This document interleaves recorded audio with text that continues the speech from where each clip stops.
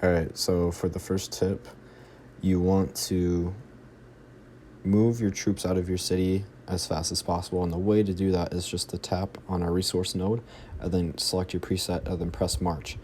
Long pressing your city is not the fastest way to do it. That is actually a lot slower.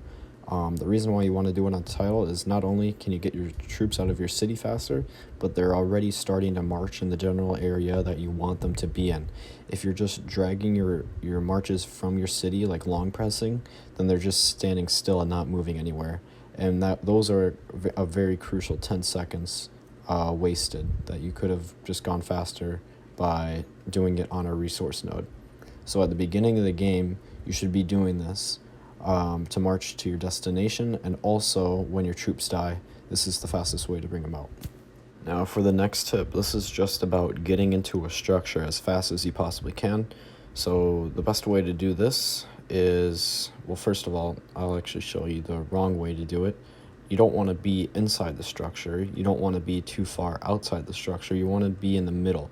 So you want your troops to barely be able to touch the structure in order to get in the fastest. So a very important time for this to be is at the beginning when the altars and shrines open up, and there's that first initial race to get into the building to garrison it first, especially for our side defending. We need to be in there first so they don't have any chance to occupy it first. So again, the way you get in here the fastest is you march your march like I am, and then press the stop button right when it's about to touch the flag. So this instantly puts it in, and there's no march time to get into the flag. So you can see it barely touches it, and then it goes in instantly. All right, so this is the first little clip about arc. So what this demonstration is showing is why it is so important to be around the arc when we are fighting. So being like 5 kilometers away from the arc is not good.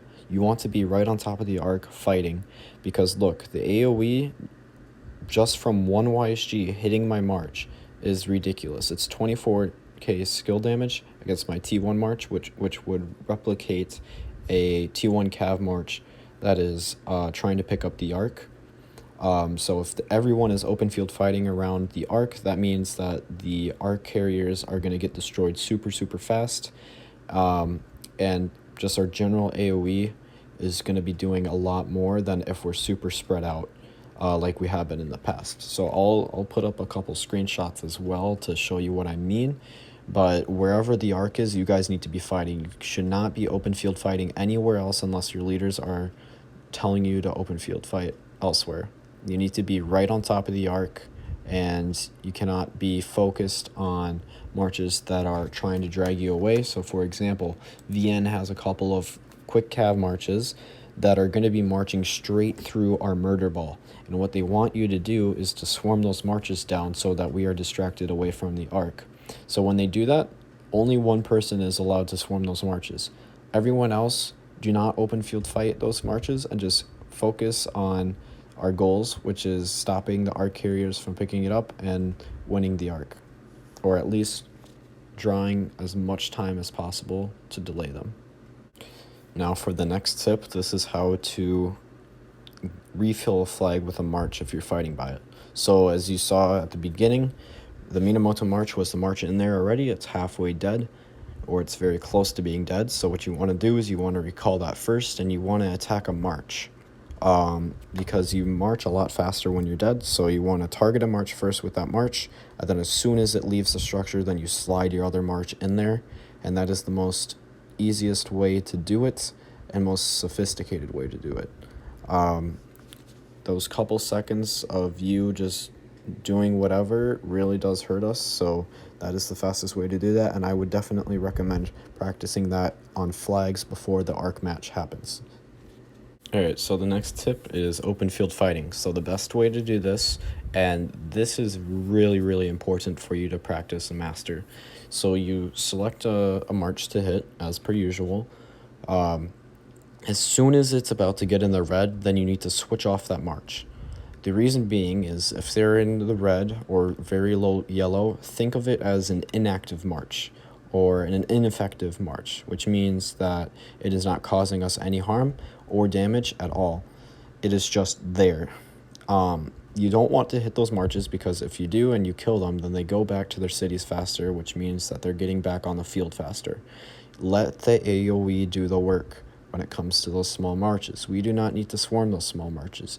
Once you get them to the red, like I said, you need to focus on other marches. So as you can see, I am pre-selecting those other barbarians, and then as soon as it's in the red, then I'm already marching to the next march that I want to hit. Now, a couple marches you want to hit are cavalry first, and then ethelfleds and archers. Those are the ones you want to hit. Cavalry first, especially if you're an arc, because those can be any arc carriers. Any cav march can really be an arc carrier when it comes down to things. So you want to hit calves, especially the Tau Tau marches. Those are the most important. So Tau Tau's number one, and then any cav march, ethelfled, and then archers. You never want to be hitting infantry. Let the AoE do the work when it comes to infantry. You just want to be focusing those DPS marches and the quick marches as much as you can. Doing this open field strategy is the best way to do it. And if everyone does this, then our open fielding will be super easy.